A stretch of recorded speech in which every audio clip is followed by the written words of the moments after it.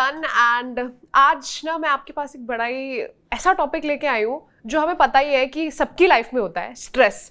इससे ना किसी को जल्दी से छुटकारा मिलता नहीं है एंड ये एक ऐसी चीज़ है जो हर किसी की ज़िंदगी में है, B it your work place, B it your relationships. So specifically आज मैं बात करूँगी कि जब हम रिलेशनशिप में होते हैं तो हमें हर तरीके का स्ट्रेस होता है, तो उसके साथ क्या ऐसे फैक्टर्स होते हैं जो जुड़े होते हैं। और उसी के लिए मेरे साथ है डॉक्टर निशा खन्ना, जो कि एक बहुत ही रिनोन साइकोलॉजिस्ट हैं। तो वो हमें हमारे लिए ब्रेक डाउन करेंगी कि क्या ऐसे फैक्टर्स होते हैं जो रिलेशनशिप में आते हैं जिसकी वजह से स्ट्रेस आता है। Hello ma'am, it's a pleasure to have you here.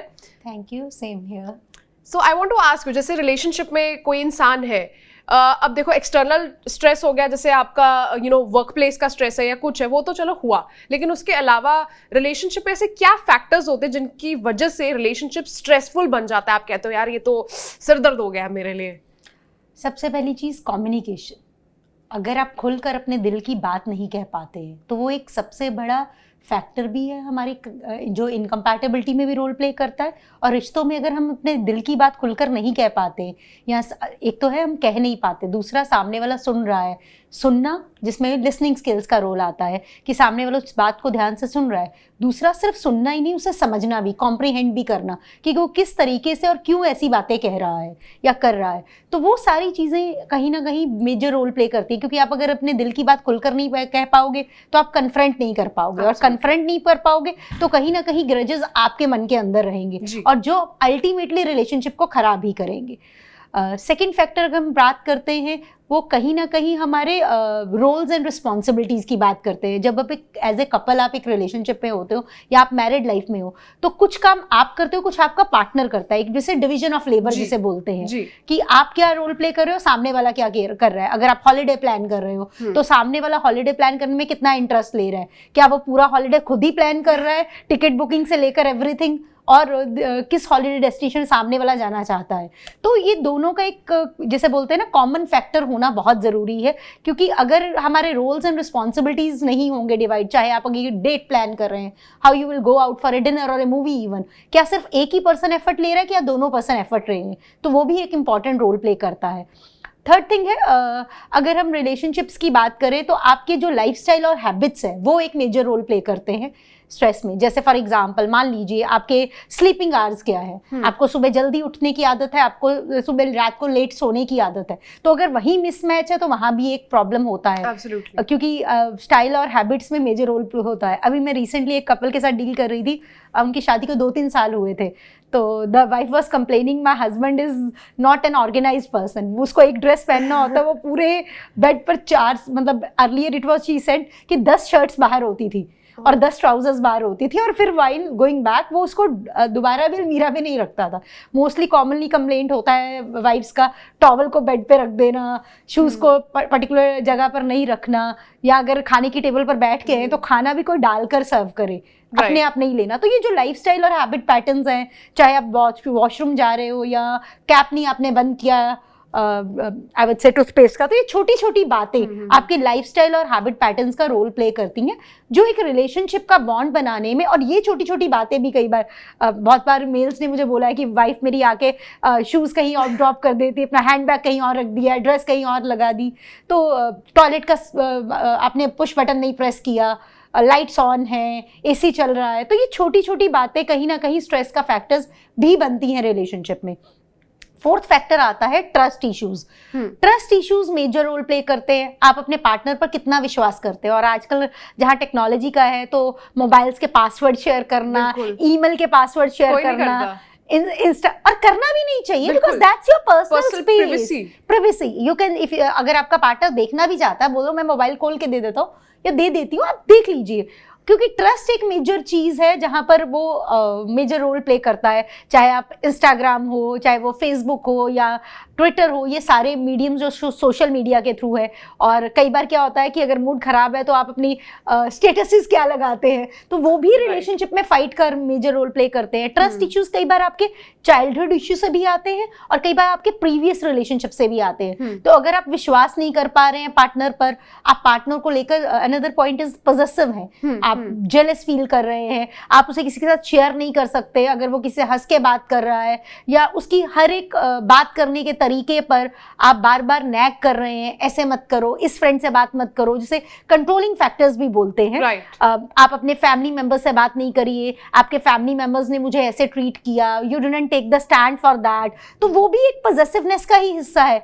मतलब you are both of you are an adult, if you don't like something you can tell the other person. Absolutely. Whether it is a parents or whether it is a friends कि I do not like the way जैसे आपने चीजें बोली हैं, पर वहीं पर एक आ जाता है कि तुम्हें मुझे डिफेंड करना चाहिए था, तुम्हें मेरे लिए स्टैंड लेना चाहिए था, मुझसे अलग जा रहे हो। हाँ, बट मुझे वो समझ में नहीं आता। आप 40 साल से ऊपर हो तो स्टैंड लेने की बात तो आती ही नहीं है ना। अगर आप 20 साल के भी हो, 18 साल के बाद आपको वोट का हक मिलता है, 25 साल के बाद आपको ड्रिंकिंग का हक मिलता है, तो हमें सारे राइट्स हैं, शादी का राइट मिल जाता है 21 की एज के बाद। तो कहीं ना कहीं ये सारे राइट्स जो हैं एक पर्सन के पास जब आते हैं, तो मुझे लगता है ऐसे में किसी और को डिफेंड करने की आपको क्या जरूरत है। You are mature enough, you can handle your communications.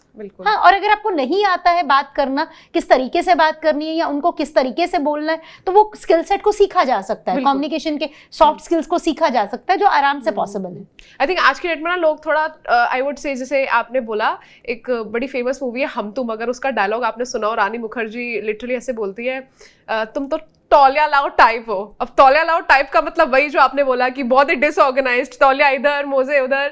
सो वो बहुत मुझे मजा आया सुन के। इसके अलावा आई थिंक एक और बात जो आपने बहुत इंपॉर्टेंट बोली ऑर्गेनाइज होने के साथ साथ, दैट इज कि आपको अपनी फीलिंग्स को ना काफी ज्यादा अपने कंट्रोल में रखना चाहिए, उससे थोड़ा सा डिसबैलेंस नहीं होना चाहिए। क्योंकि क्या होता है कि जब आप ग्रजेस रिजेंटमेंट रखते हो तो वो सामने वाले को भी इफेक्ट करता है, और कभी कभार तो ऐसा भी होता है कि इंसान को पता ही नहीं होता किस लिए बात हो रही है। देखिए, मोस्ट ऑफ द टाइम ना कई बार रिलेशनशिप में स्टोन वॉलिंग लोग कर जाते हैं। मतलब देखिए, साइलेंट ट्रीटमेंट दे देंगे, गुस्सा हो, एक दूसरे से बात करो। साइलेंट ट्रीटमेंट से प्रॉब्लम रिजॉल्व नहीं होगी, वो बल्कि ब्रेकअप का रीजन बनेगा। गुस्सा है, आपने 2 बातें बोल दी, सामने वाले ने 2 बातें बोल दी, तो मुझे लग रहा है वहां पर आपका ना अंदर सप्रेशन नहीं होता इमोशंस का। आपको अगर कोई बात बुरी लगती है तो आपने सामने वाले को बोल दिया, सामने वाले ने भी आपको बोल दिया, तो झगड़ा तो तब होता है ना जब मैंने बोला और आपने नहीं बोला। अगर दोनों ने बोल दिया तो झगड़े का तो कोई टॉपिक ही नहीं बनता। बिल्कुल। तो वो कहीं ना कहीं एक रहता है, क्योंकि अगर आप अपनी फीलिंग्स को सप्रेस करेंगे, आगे चलकर वो कहीं ना कहीं टर्मोइल का रूप लेगी, और वो कहीं ना कहीं आप ब्लास्ट करोगे सामने वाले पर, चाहे वो मेल है या फीमेल है। तो आई थिंक सो कम्युनिकेशन होना बहुत ही ज़रूरी है। अगर आप दिल की बात नहीं कह पाते हो तो सामने वाले को कम्युनिकेट करिए, यहाँ मुझे प्रॉब्लम आ रही है और मुझे इस तरीके से इस चीज़ को एड्रेस करना है। जैसे आपने बोला, कुछ लोग जैसे कॉन्फ्लिक्ट रेजोल्यूशन एक आता है, उसी में एक बहुत इंपॉर्टेंट रोल प्ले करता है। 2 लोगों में लड़ाई हो जाती है, अब वो महीनों तक एक दूसरे से बात नहीं करते हैं, राइट। तो गुस्सा ठंडा होने में कितना टाइम लगता है? अगर ज्यादा टाइम है, या तो बहुत सीरियस कोई इशू है तो समझ में आता है, पर कुछ लोग छोटी छोटी बातों पर 10-10 दिन, 1-1 महीना बात नहीं करते हैं। मतलब I do not know how those couples exist, but I see in the मैं पिछले 22 साल से बड़ा ही अच्छा एग्जांपल है। इनफैक्ट मेरे किसी नोन में ही ये हुआ है कि they were living together for 14 years and the wife actually something happened, बहुत ही छोटी सी बात हुई, उस पर उनका ना नोकझोंक होती जैसे हस्बैंड वाइफ के आपस में, भैया उसमें उन्होंने हाथ उठा दिए। अब वो बात इतनी बढ़ गई कि छोटी सी बात के लिए कहते हैं ना थप्पड़ लगा दिया। And the wife was actually, she was shocked, she was like ये क्या हुआ मेरे साथ एकदम से। She was not expecting that and it was a love marriage. And when you are with someone for 14 years, आप उसका पूरा you know it you know them like the back of your hand, and when this happens you get very, मतलब you feel very out of place. मैं थोड़ा सा यहाँ से disagree करती हूँ। किसी के साथ सालों से रह रहे हैं तो इसका मतलब ये नहीं कि हम उसे समझते हैं और हम उसे जानते हैं। मुझे लगता है रिश्ते में हर रोज हम इस इंसान से मिलते हैं, उसके बारे में कुछ ना कुछ नया जरूर सीखते हैं। और अगेन, सामने वाला कितना ओपन माइंडेड है, कितना ओपन होकर आपको अपने दिल की बात बता रहा है, और कितना ओपन होकर हम उसकी बात को सुन और समझ रहे हैं, वो मेजर रोल प्ले करता है। जैसे फाइनेंसेस हो गए, वो भी एक मेजर रोल प्ले करता है। अगर दोनों वर्किंग है, कौन ज्यादा कमा रहा है, कौन कम कमा रहा है, फिर कौन ज्यादा खर्चीला है, कौन कम खर्चीला है, क्योंकि वहां पर भी फाइनेंशियल मिसमैनेजमेंट का पार्ट आ जाता है। स्पेशली मेल अपने फैमिली मेंबर्स को तो नहीं अपनी इनकम का हिस्सा दे रहा, वाइफ से छुपा के इन्हें तो नहीं दे रहा, या वो अपने फैमिली मेंबर्स को अपने साथ तो नहीं रखना चाह रहा, वो किसी की स्टडीज या किसी को फंड तो नहीं कर रहा। तो वो भी एक झगड़े का इशू होता है। कई बार क्या होता है, वर्किंग कपल्स होते हैं तो कई बार पार्टनर से भी उम्मीद की जाती है, फीमेल पार्टनर की, वो भी करे। और आजकल फीमेल्स भी बोलती हैं कि मुझे भी अपने पेरेंट्स को सपोर्ट करना है financially, if I am earning well. Do you think ego plays a huge role in your life being a bit stressful, because a lot of the times हम अपनी ego को इतना close hold कर लेते हैं कि हम सामने वाले को समझने का ना वो कोशिश भी नहीं करते हैं. देखिए रिलेशनशिप में ना वो सॉरी और थैंक यू वर्ड्स होना बहुत जरूरी है. अगर वो ग्रेटिट्यूड नहीं है, और अगर गलत, तो जिंदगी में कोई ऐसा इंसान नहीं है मेरे और आपके समेत कि जिससे गलती ना हो. और अगर आप अपनी गलती को मान लो रिश्तों में, तो ईगो के टाइम पर आप अपनी गलती नहीं मानते हैं. आपको ये बोलने में प्रॉब्लम होती है सॉरी इन रिलेशनशिप. तो वहां सबसे ज्यादा मेजर रोल प्ले करता है, क्योंकि अगर ईगो आ गई तो आपको रोकेगा सामने वाले से बात नहीं करनी. और कुछ लोग रिलेशनशिप में बोलते भी है कि ये सॉरी नहीं बोले, मना लेंगे, ब्लॉक कर दे, इससे बात नहीं करनी, इसका नंबर डिलीट करो, ये सब चीजें. हाँ, और बात नहीं करनी, मैं वही कह रही हूँ, क्योंकि सॉरी नहीं बोलना है. अगर सॉरी बोल दे तो रिश्ते वहीं पर मोर और लेस ठीक हो जाते हैं. ऐसा नहीं है, पर कई बार रिलेशनशिप में जैसे अगर इनफिडेलिटी एक रीजन बन जाता है स्ट्रेस का, या लैक ऑफ फिजिकल इंटीमेसी, अगर दोनों पार्टनर्स में फिजिकल इंटीमेसी नहीं है तो वो भी एक लड़ाई का बहुत बड़ा फैक्टर बन जाता है. दोनों पार्टनर्स में इमोशनल इंटीमेसी नहीं है, वही जैसे मैंने बोला कि आप मेरे दिल की बात को समझ नहीं रहे हो. और कई बार आपके नेगेटिव थॉट्स भी, किसी एक पार्टनर के नेगेटिव थॉट्स रिलेशनशिप में स्ट्रेस का कारण बनते हैं. मान लीजिए आप कुछ कह रहे हैं, क्योंकि दो लोगों का नजरिया डिफरेंट है, दो लोग डिफरेंट फैमिलीज में बॉर्न एंड बॉट अप हुए हैं, उनकी सोच अलग है, उनका देखने का चीजों को नजरिया अलग है. तो अगर एक चीज को 9 देख रहा है तो दूसरा 6 देख रहा है, तो ऐसे में रिलेशनशिप, और 90% कपल्स ऐसे होते हैं जिन्हें हम बोलते हैं कॉम्प्लीमेंट्री, एक दूसरे के ऑपोजिट्स होते हैं, और बोलते भी ऑपोजिट अट्रैक्ट. तो ऐसे केस में एक दूसरे को समझना डीपर लेवल पर वो बहुत जरूरी है, क्योंकि मैं अगर 6 बोल रही हूँ तो मेरा पार्टनर 9 समझ रहा है. और उसको ये समझाना कि मैंने 6 ही कहा है, और वो आपस में जब तक ट्रस्ट नहीं होगा, क्योंकि foundation of the relationship is trust, and most important in all relationship I always says is respect. Absolutely. अगर रिस्पेक्ट नहीं है रिश्ते में तो कुछ भी नहीं है. जहाँ रिस्पेक्ट होती है वहीं प्यार होता है, ऐसा हमारे पेरेंट्स भी बोलते आए हैं. देखिए रिस्पेक्ट और लव 2 डिफरेंट थिंग्स है. प्यार तो फिर भी मुझे लगता है फीलिंग्स हैं, वो कहीं भी आ जाती हैं. बट अगर आपकी रिश्ते में रिस्पेक्ट है और सामने प्रति केयर और अफेक्शन है, वो लॉन्गर चलता है, जिसे बोलते हैं ना फाउंडेशन स्टोन. अगर ट्रस्ट और रिस्पेक्ट नहीं है रिश्तों में तो रिश्ते ज्यादा देर तक चल नहीं पाएंगे. क्योंकि विश्वास, हमारे पेरेंट्स भी हम पर विश्वास करते हैं, हम उनको भी रिस्पेक्ट करते हैं, प्यार करते हैं, पर जरूरी नहीं हम अपने दिल की बात उन्हें कह पाए. ये भी है. तो वो हर लेवल पर एक कंफर्ट आना, वो मुझे लगता है वक्त स्पेंड करने के साथ भी आता है. जितना हम सामने वाले के साथ बात करते हैं, खुलकर बात करते हैं, कई बार ये हो जाता है कि एक इंसान सामने वाले के व्यूज को समझ जाता है, फिर वो अपने व्यूज को देना ही बंद कर देता है. हाँ जी, बिल्कुल साइलेंट एक पर्सन जो है वो लिसनर बन जाता है, और दूसरा ही रिलेशनशिप में बोलता है. और वो डायनामिक इतना स्ट्रांग होता है ना कि आप चाहकर भी उसे चेंज नहीं कर पाते. और फिर आपका ना ऐसे होता है, यार ये तो जब भी आता है आती है ना, हर बार बोलती रहती मुझे सुनना ही नहीं है, बस मुझे दूर रहना है. आप कट ऑफ कर देते हो. इनफैक्ट आप एड्रेस भी नहीं करते हो उस चीज को, बिकॉज आपको लगता है कितना मोनोटोनस हो चुका, मैं कुछ बोलूंगा तो क्या ही फर्क पड़ जाएगा उससे. तो ये छोटे छोटे फैक्टर्स जिसे बोलते हैं. आप साथ में कपल टाइम कितना स्पेंड करते हो, तो मोस्टली कपल्स में जो स्ट्रेस का रीजन होता है ये सबसे बड़ा रीजन आज की डेट में, मोबाइल नहीं छोड़ते हैं. तो वो एक बहुत बड़ा रीजन होता है कि मोबाइल के बिना तो आजकल एग्जिस्टेंस जिसे बोलते हैं, रोटी कपड़ा मकान एक टाइम पर होता, तो आज मोबाइल इसमें ऐड हो गया. और अगर किसी से मोबाइल ले लिया जाए 1 घंटे, और वो इंसान पागल हो जाएगा. That's what I feel, because we are so dependent. ऐसा लगता है कि हम फोन नहीं चला रहे, फोन हमें चला रहा है. वो सुबह उठकर पहली चीज जो होती है वो फोन को देखने की हो जाती है. वो मेरे ख्याल से हम सबकी आदत का एक हिस्सा बन चुका है. बट आप अपने आप को फैमिली टाइम में, आप कितना, अगर आप कपल के साथ टाइम स्पेंड कर रहे हो, आप वीकली डेट्स पर जा रहे हो, डिनर्स पर जा रहे हो, और मोस्टली कपल्स में ये कॉमन होती है कि शादी से पहले या जब डेट करना था शुरुआत के रिलेशनशिप में, मुझे डिनर के लिए लेके जाया जाता था, मूवी के लिए लेके जाया जाता था, कॉफी डेट्स के लिए लेके जाया जाता था. पर अब वो सब चीजें नहीं, अब वो मिल गए हैं ना. अब तो अब पता ही, अब तो ऑलवेज सेज मछली जाल में फंस गई है, तो उसको पर मेहनत करने की जरूरत नहीं है. बिल्कुल, दैट इज सो ट्रू. पर अलग अलग तरीके के स्ट्रेस होते हैं. आई फील लाइक कुछ लोगों को फैमिली का स्ट्रेस होता है, कुछ लोगों को रिलेशनशिप का होता है, कुछ लोगों को काम का प्रेशर होता है. तो ऐसे में क्या ऐसी कोपिंग जो स्ट्रैटेजीज है हम यूज कर सकते हैं for these different type of stresses, जो थोड़ा सा हमारे माइंड को रिलैक्स करे? मान लो बहुत ही, मुझे ऐसा लगता है रिलेशनशिप में ना, अगर हम ये माने, एक गाना है वो, एक जिस्म और दो जान है हम, मुझे लगता है एक्चुअली में दो जान और दो जिस्म ही है। Right. अगर हम ये समझ लें कि रिलेशनशिप भी दो जान और दो जिस्म है, अगर मैं खाना खाऊंगा तो मेरे पार्टनर को नहीं लगेगा, वो खाना खाएगा चाहे वो हेल्दी फूड खाए या अनहेल्दी फूड Right. खाए। तो आप दो लोग हो और दोनों की थॉट प्रोसेस बिल्कुल डिफरेंट है।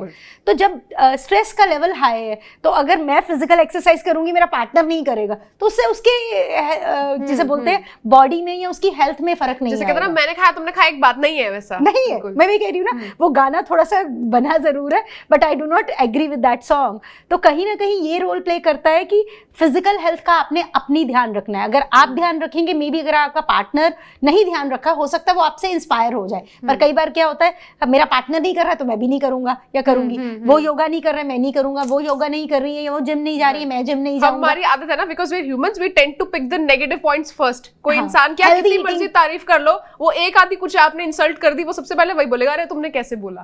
हेल्दी ईटिंग स्टाइल्स, तो वो हमारी फिजिकल हेल्थ का हिस्सा बनता है। अगर हम अपने स्ट्रेस लेवल को कंफर्ट कर रहे हैं तो सबसे पहले हम अपनी फिजिकल हेल्थ का ध्यान रखेंगे। उसमें हम मी टाइम में फोन से भी अवे करने को बोलते हैं। सेकंड चीज होती है हमारी इमोशनल हेल्थ। तो इमोशनल हेल्थ का मतलब है, अगर आप रिश्ते में भी हो तो अपने बारे में भी पॉजिटिव सोचो। कई बार क्या होता है, जब झगड़े होते हैं तो एक दूसरे के बारे में मीन बातें बोल दी जाती हैं, जिसकी वजह से अगर लो सेल्फ एस्टीम हो तो सामने वाला अपने बारे में बुरा सोचने दिल पे ले लेता है। और दूसरी चीज, कई बार अगर आपको रिश्ते में प्रॉब्लम होती भी है तो आप हेल्प नहीं मांगते हो, मुझे हेल्प नहीं मांगनी है। और स्पेशली मेल के केस में तो ये होता है कि मैं अगर हेल्प मांगूंगा तो मैं कमजोर दिखूंगा और मुझे वीक नहीं दिखना है।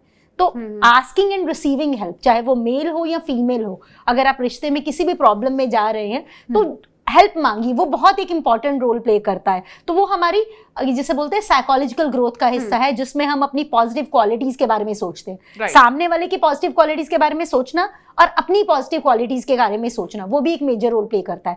साथ में हम अपनी हॉबीज पर कितना टाइम स्पेंड कर रहे हैं। जरूरी नहीं कि हम कपल टाइम स्पेंड करना है, वो आई would say 45 minutes to 1 hour is good enough. आप डेली रूटीन में कर रहे हैं, पर अगर आप दिन में अगर 10 घंटे साथ में एक ही रूम में बैठे हैं तो I think so that is not a value भी आई थिंक खो देते हैं ऐसे में ना। You start taking that person for granted, अरे they are always available, they are always be there, तो फिर वो चार्म भी लूज हो जाता है। You started taking the person like they say, distance make the heart grow fonder. हाँ, तो वो कहीं ना कहीं वो भी एक मेजर रोल प्ले करता है। आप किसी आप कपल हॉबी में भी एक इन्वॉल्व हो सकते हैं, चाहे आप साथ में बैडमिंटन खेल लीजिए, कुछ नहीं, कुछ लोग, बहुत सारे लोग वॉक पे जाते हैं, बट आप इकट्ठे होकर क्या, कुछ कपल्स का रूटीन होता है वो कार्ड साथ में खेलते हैं, चेस साथ में खेलते हैं। अब as a couple both of you can do something together, either both of you have individual hobbies. किसी को पेंटिंग का शौक हो सकता है, किसी को स्केचिंग का शौक हो सकता है, किसी को पोएट्री का शौक हो सकता है, कोई रीडिंग में इन्वॉल्व हो सकता है। तो आपकी हॉबीज क्या है?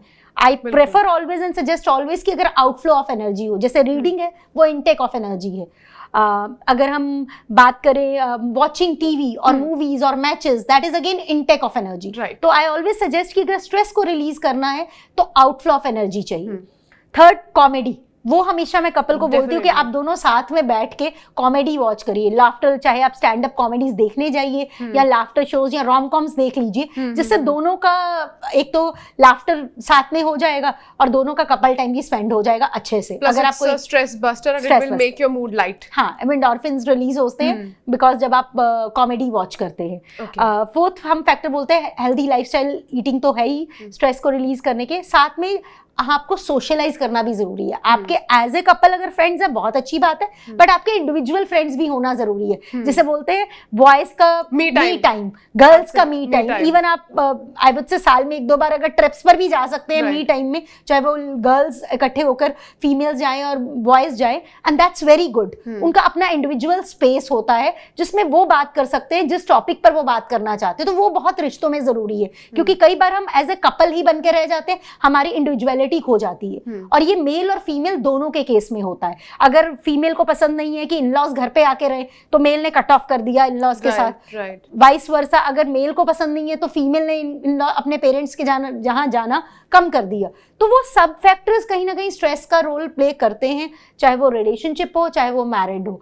तो अगर हम वो करते हैं, sound sleep major role play करती है, तो मुझे लगता है स्लीपिंग पैटर्न्स अब आपका हेल्दी होना बहुत जरूरी है। ना आधा स्ट्रेस तो यहाँ से भी आता है कि आप क्रैंकी हो जाते हो, गुस्सा आता है आपको हर छोटी बात पे, अरे ये कैसे, आप जो मतलब जिसका कोई इशू बनाने का मतलब ही नहीं, आप उस पर भी गुस्सा करके ना सामने वाले को डरा दोगे कि क्या हो गया एकदम से। हाँ ऑब्वियस है, अगर आपकी नींद पूरी नहीं हो रही है, जैसे बोलते हैं जो लोग सो जाते हैं और जिनको नींद आती है अच्छे से, उनकी आई वुड से वो हेल्दी बॉडी और हेल्दी माइंड का एक सबसे अच्छा साइन है। If you are not getting sleep, definitely you are कहीं ना कहीं आप डिस्टर्ब्ड माइंड से हो, आपके दिमाग में कुछ चल रहा है, चाहे वो ऑफिस को लेकर स्ट्रेस हो, चाहे वो पर्सनल लाइफ को लेकर स्ट्रेस हो। तो ये सारे फैक्टर्स कहीं ना कहीं हम बोलते हैं, अगर रिलेशनशिप में आप ये नेगेटिव थॉट्स अगर आपके दिमाग में आ रहे हैं, आप उन थॉट्स को लिखकर फाड़ सकते हो, आप किसी फ्रेंड को कम्युनिकेट कर सकते हो, आपके इन-लॉज के साथ रिलेशन, किसी फ्रेंड से बात कर लीजिए, बट अपने पार्टनर से हर वक्त उसके पेरेंट्स के बारे में, उसके सिबलिंग्स के बारे में नेगेटिव बात नहीं कीजिए। इससे आपका एक नेगेटिव इमेज सामने वाले के दिमाग में बढ़ जाता है, चाहे वो मेल हो या फीमेल हो।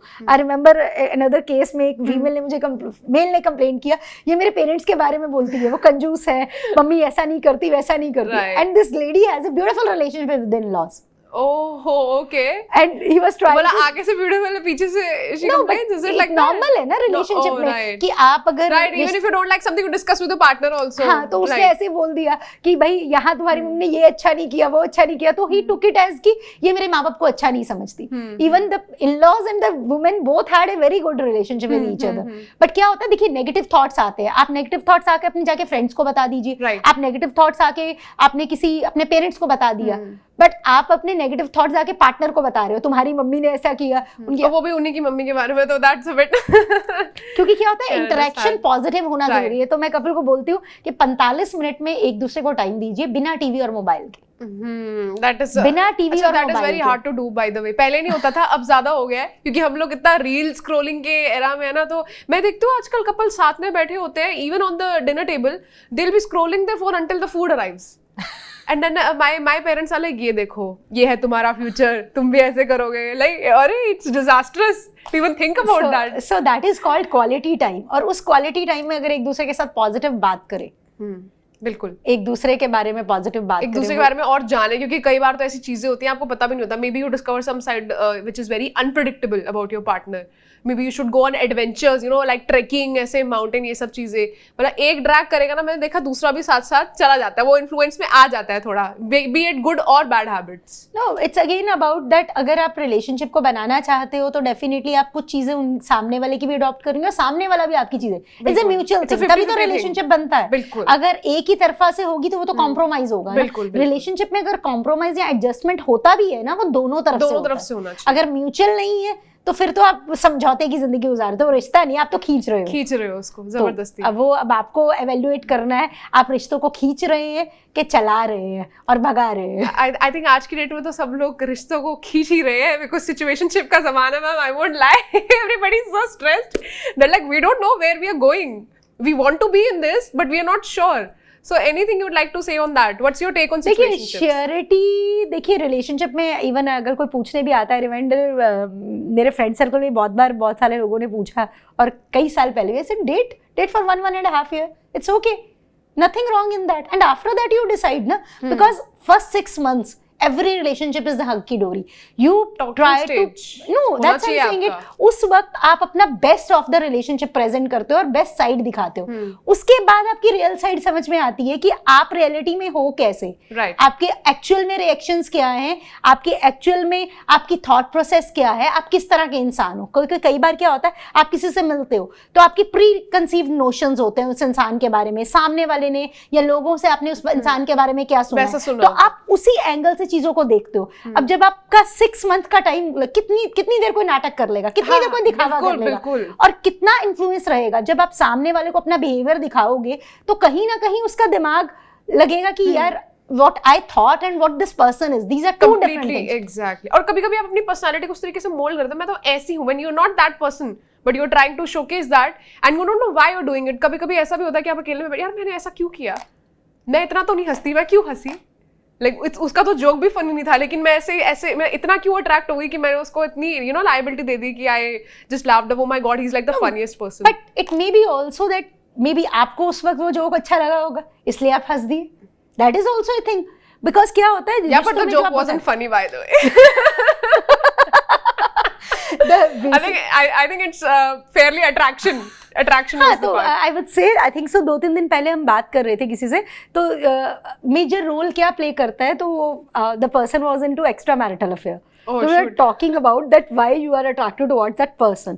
So it was pure, she was saying, it was pure what we were talking about, the pure physical attraction, which is called Absolutely. infatuation in relationship. And when there is a lack of physical intimacy, and that may be the people get into the situations also. Right, It may right. be a possibility. Or sometimes you are looking for a partner and you are not getting. तो जो मिलता है तो हम सोचते हैं Compromise कर we are deserving this much only. So it's our destiny. I think वो जब आप अपने आप को उस लेवल पे उस जोन में ले जाते हो ना कि मुझे करना ही कैजुअल है, तो मैं मतलब आप सोचते हो कि मैं डिजर्व ही कैजुअल करता हूँ, तो सामने वाला भी आपको उसी एटीट्यूड से देखता है कि यार ये तो रिलेशनशिप मटेरियल है ही नहीं, ये तो अपने आप को वैसे ही इतना अवेलेबल कर रहा है, मुझे जो चाहिए मुझे मिल रहा है, मैं तो क्यों इन्वेस्ट करूँ फिर. वो So it's बिकॉज probably- आजकल रिस्पॉन्सिबिलिटी में तो कोई फंसना नहीं चाहता ना, और कमिटमेंट में. And commitment is like definitely- a fear for a lot of people. हाँ, सो फेयर ऑफ कमिटमेंट होता है, और फेयर ऑफ रिलेशनशिप में अगर कुछ गलत हो जाए तो that is also plays an important role. बिल्कुल. अगर रिश्ते में कुछ गलत हो जाए तो आज की डेट में बोलते हैं ना, मैरिज करना आसान है, डिवोर्स से निभाना, बाहर आना. हाँ, अगर कुछ गलत हो जाए तो उस मैरिज से बाहर आना अपने आप में एक टास्क है. डेफिनेटली. क्योंकि इंडिया में हमें भी पता है कि how people women are viewed after you get a divorce. so still that's why maybe lot of people are thinking about situationship is the best option. चलो एटलीस्ट हमारा टाइम पास भी हो रहा है, and whatever we are getting, and I think so people are not emotionally उतना strings को बिल्कुल. लगाते भी नहीं हैं. राइट. क्योंकि कई बार ये होता है, प्रॉब्लम वहां आती है जहां आपने अपने इमोशंस को ज्यादा इन्वेस्ट कर दिया. राइट. अब बट ऑब्वियस अगर एक रिलेशनशिप बनाओगे तो इमोशंस तो इन्वेस्ट होंगे ही. हाँ, बट वो कितनी क्वांटिटी में होते हैं तो आप कहीं ना कहीं खुद को जस्टिफाई कर वो लेते हो. आपको ना बैरियर लगाने पड़ेंगे, अपने आप बाउंड्री सेट करनी पड़ेंगी कि मुझे कितना देना है, मैं एक्स्ट्रा ओवर भी ना दूं, मैं ज्यादा कम भी ना दूं. That's why I said it ना, दो लोग हैं रिलेशनशिप Right, में, right. कोई एक इंसान नहीं है. तो दो लोग हैं तो दो जिस्म है और दो ही जान है, तो दोनों को अपने बारे में सोचना है, अपनी बाउंड्रीज खुद बनानी है, और आप अपनी बाउंड्रीज सेट करते वो आपको पता है, वो सामने वाले किसी इंसान को नहीं पता. अब वो रिलेशनशिप में दो लोग क्यों गए हैं, किन सर्कमस्टांसेस में गए हैं, those two people knows. Me, you and everyone, we all hypothesize in the relationship और द थिंग्स. तो आई ऑलवेज सेज, जब भी मैं कोई केस करती हूँ तो जितनी भी चीजें हैं वो हम सिर्फ हाइपोथेसाइज कर रहे हैं. जब सामने वाला आएगा वो किस बात पर स्टैम्प करता है वो मेजर रोल प्ले करता है. Absolutely, and it was such a wonderful talk with you, निशा जी. मतलब मेरे को तो इतना सारा इंसाइट मिला ना, I was not expecting this at all. आपने कितने अच्छे से की फैक्टर्स बताए कि ऐसी वजह से ये चीज़ें होती हैं. So that was really insightful and it was lovely having you here. And guys आपने देख ही लिया है कि निशा जी ने कितनी बढ़िया टिप्स दी हैं. And if you'd like more such tips, you'd like us to discuss on more such topics, then keep watching us, keep showing us on all your love.